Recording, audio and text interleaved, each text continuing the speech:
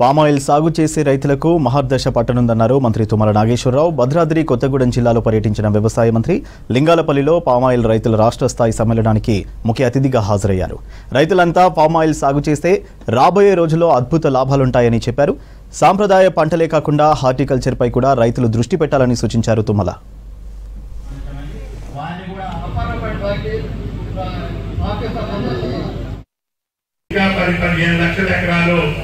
మన తెలంగాణలో చేసుకునే అవకాశం ఉంది. దాన్ని రాఘవరెడ్డి గారు చైర్మన్గా 31 జిల్లాల్లో చేసుకునే వెసులుబాటు తీసుకొచ్చాం. 43 సంవత్సరాల క్రితం మన ఖమ్మం జిల్లాకే పర్మిషన్ ఉండేది, ఆంధ్ర ప్రాంతానికి ఉండేది. అటువంటిది పోయిన ప్రభుత్వంలోనే 31 జిల్లాలకు తీసుకొచ్చాం.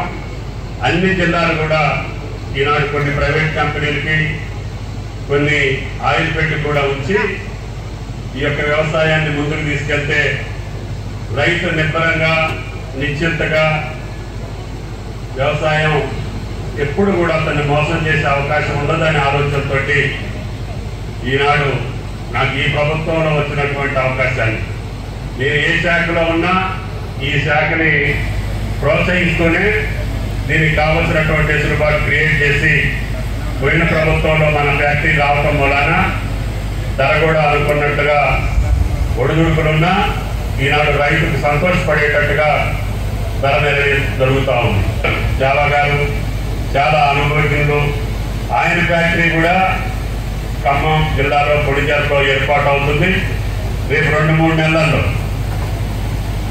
ఎప్పటికీ జనవరి సంక్రాంతి పండుగ రోజున అదానికి కూడా రావాలని, సొంతపేట ప్రాంతానికి కూడా ఈరోజు మొట్టమొదటి సంతకం పెట్టి కల్లూరుగూడ కూడా మొదలైంది. తద్వారా అశ్వరావుపేటలో కూడా అది ఓల్డ్ మిషనరీ కావటం వల్ల కొన్ని ఇది జరుగుతుందని చెప్పి మన అధికారులు చెప్తే దాన్ని కూడా కల్లూరు కూడా అయిపోగానే నెక్స్ట్ అశ్వరావుపేటలో కూడా ఇంకో ఫ్యాక్టరీ నిర్మాణం చేస్తామని చెప్పి కూడా ఈ సందర్భంగా మనం 15,000 ఎకరాలు దాటితే అక్కడ మనం ఫ్యాక్టరీ పెట్టుకునే అవకాశం ఉంటుంది. అందుకని ఇప్పుడు అన్ని జిల్లాల్లో 31 జిల్లాల్లో కూడా కొన్ని ప్రైవేటు, కొన్ని ఆయిల్ ఫీల్డ్ ద్వారా నిర్మాణం జరుగుతుంది. వనపర్తిలో నడుస్తూ ఉంది, బాచుపల్లిలో నడుస్తూ ఉంది, అదేవిధంగా భూపాలపల్లిలో నడుస్తూ ఉంది.